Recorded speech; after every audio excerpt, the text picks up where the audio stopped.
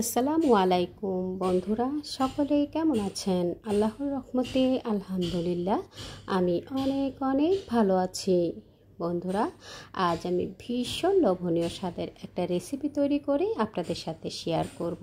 আশা করছি রেসিপিটা আপনাদের সকলের কাছে খুব ভালো লাগবে। আজ আমি তৈরি করে দেখাবো সরষে ইলিশ। সরষে ইলিশ কম বেশি সকলেই তৈরি করে থাকেন। আমি যেভাবে খুব সহজ পদ্ধতিতে ঝটপট সরষে ইলিশটা তৈরি করি, সেই রেসিপিটাই আজ আপনাদের সাথে শেয়ার করব। পুরো রেসিপিটা দেখে সুন্দর সুন্দর কমেন্টস করে সাপোর্ট করবেন। বন্ধুরা, রেসিপিটা যদি কোনো অংশে আপনাদের কাছে একটু হলেও ভালো লেগে যায়, প্লিজ বন্ধুরা আপনারা আপনাদের টাইমলাইনে শেয়ার করে দিয়ে আপনাদের ফ্যামিলি ফ্রেন্ডসকে দেখার সুযোগ করে দেবেন। বন্ধুরা, আমি এখানে সরষে ইলিশ রান্না করার জন্য আমি আমার প্রয়োজন অনুযায়ী কিছু মাছের টুকরো নিয়েছি। মাছটাকে খুব ভালো করে ধুয়ে পরিষ্কার করে পানিটা ঝরিয়ে নিয়ে এরপর আমি মাছের টুকরোগুলো ম্যারিনেট করে নেব।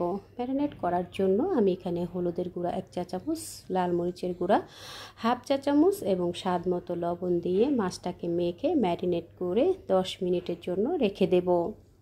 মাছটাকে আমরা যদি ম্যারিনেট করে 10 মিনিট রেখে দিই, এতে করে মাছের ভিতরে খুব সুন্দরভাবে মশলাটা ঢুকে যাবে। আর যখন আমরা সরষে ইলিশটা রান্না করব, সরষে ইলিশের স্বাদটা অনেক গুণ বেড়ে যাবে।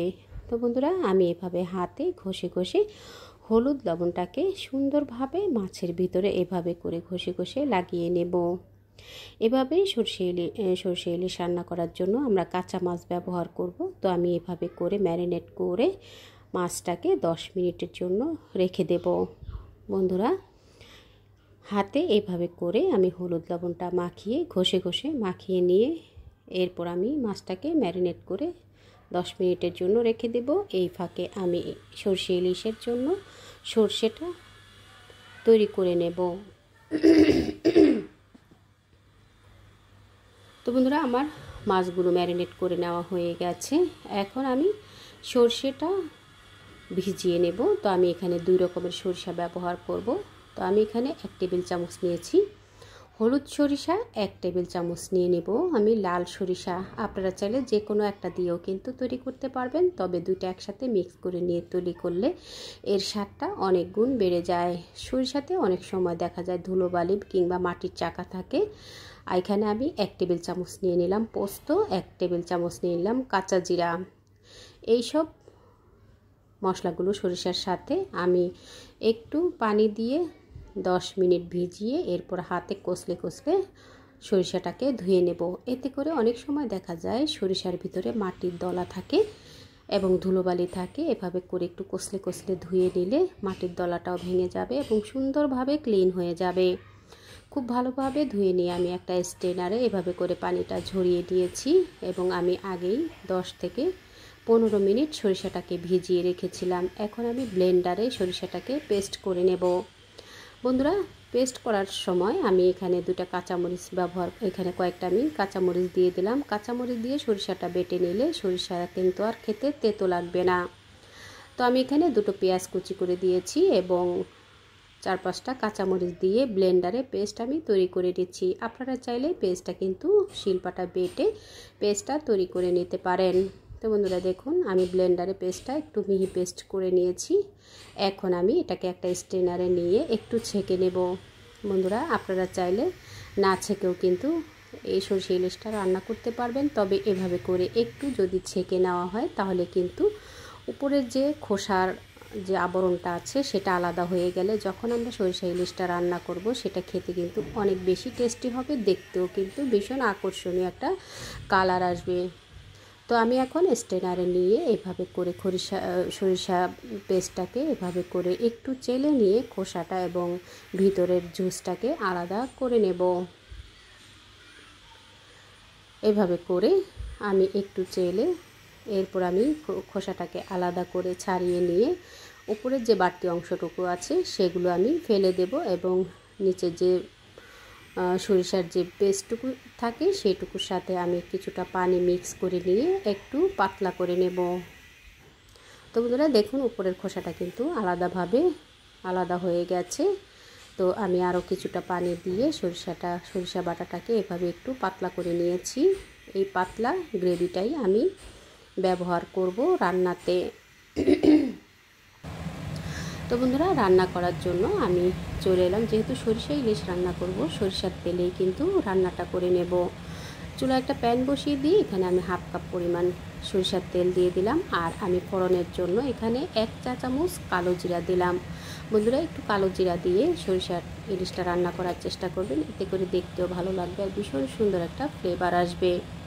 কালারটা দেখতে আকর্ষণীয় হওয়ার জন্য আমি তেলের ভিতরেই 1 চা চামচ হলুদের গুঁড়া, 1 চা চামচ লাল মরিচের গুঁড়া দিয়ে তেলে লাল মরিচের গুঁড়া এবং হলুদটাকে একটু ভেজে নেব। এতে করে যখন সরিষা ইলিশটা রান্না করব, সরিষা ইলিশের গ্রেভিটা দেখতে খুব সুন্দর একটা আকর্ষণীয় কালার আসবে।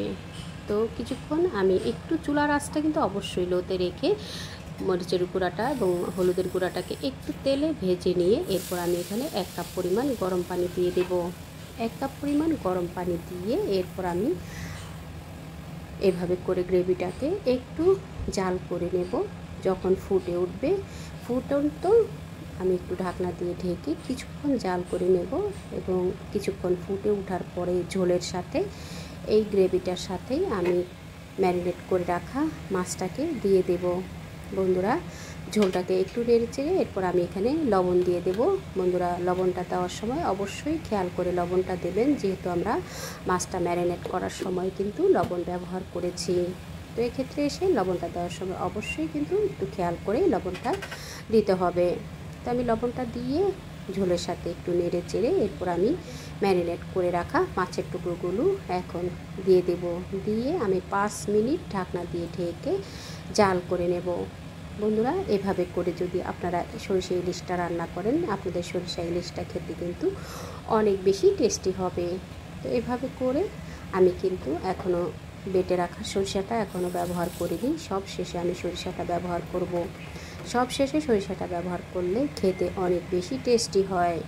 তো বন্ধুরা, আমি মাছের টুকরোগুলো দিয়ে 5 মিনিট এভাবে করে জাল করে নেব এবং ঢাকনাটা খুলে নিয়ে মাছের টুকরোগুলোকে আলতো হাতে একটু উল্টে দেব। বন্ধুরা, এই মাছগুলো যেহেতু আমরা কাঁচা ব্যবহার করছি, আর সরিষা ইলিশ সাধারণত কাঁচাই রান্না করতে হয়, কাঁচা রান্না করলে কিন্তু এর স্বাদ অনেক গুণ বেড়ে যায়। তো এভাবে করে মাছের টুকরোগুলোকে একটু সাবধানের সাথে উল্টে দিয়ে এরপর আমি একটু নেড়ে দেব। নেড়ে দিয়ে এরপর আমি যে আগের থেকে তৈরি করে রেখেছিলাম সরিষার পেস্ট, সেই সরিষার পেস্টটা আমি এখানে দিয়ে দিলাম। দিয়ে আবার একটু নেড়ে চেড়ে ঢাকনা দিয়ে ঢেকে আমি কিছুক্ষণ জাল করে নেব। বন্ধুরা, এই প্রসেসে যদি আপনারাও সরিষা ইলিশটা রান্না করেন, আপনাদের সরিষা ইলিশটাও কিন্তু দেখতে এবং খেতে ভীষণ লোভনীয় হবে।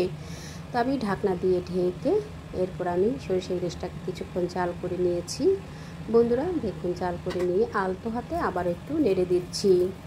এখন আমি ঢাকনাটা খুলে আবার একটু নেড়ে দেব। বন্ধুরা, এই পর্যায়ে এসে কিন্তু গ্রেভিটা অনেকটুকু ঘন হয়ে গেছে। এক্ষেত্রে কিন্তু সাবধানের সাথে মাছটাকে নেড়ে দিতে হবে।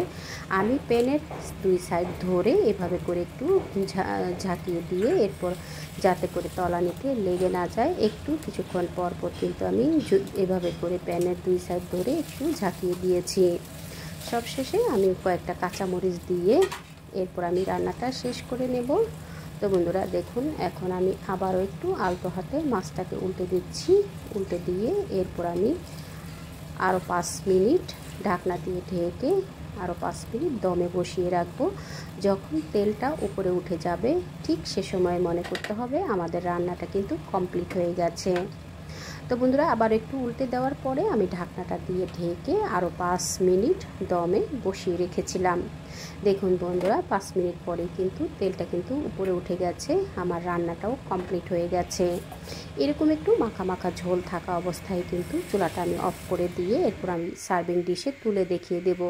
বন্ধুরা, এরকম একটু মাখা মাখা ঝোল থাকা অবস্থায় যদি চুলাটা অফ করে দেওয়া হয়, তাহলে কিন্তু গ্রেভিটা খুব সুন্দর পারফেক্টভাবে হবে। আরও বেশি ঝোল কমিয়ে রান্না করতে গেলে কিন্তু তখন বেশি ঘন হয়ে যাবে এবং একেবারে শুকনো শুকনো হয়ে যাবে, সে সময় কিন্তু খেতে ভালো লাগবে না। এরকম একটু মাখা মাখা ঝোল থাকা অবস্থায় রান্নাটা কমপ্লিট করে নিয়েছি। বন্ধুরা, দেখলেন তো কত সহজেই তৈরি হয়ে গেল আমাদের সরষে ইলিশ। বন্ধুরা, যারা এই পর্যন্ত আমার রেসিপিটা দেখেছেন, একটা লাইক দিতে ভুলে গেছেন, প্লিজ বন্ধুরা একটা লাইক দিয়ে রেসিপিটা কন্টিনিউ করে নেবেন।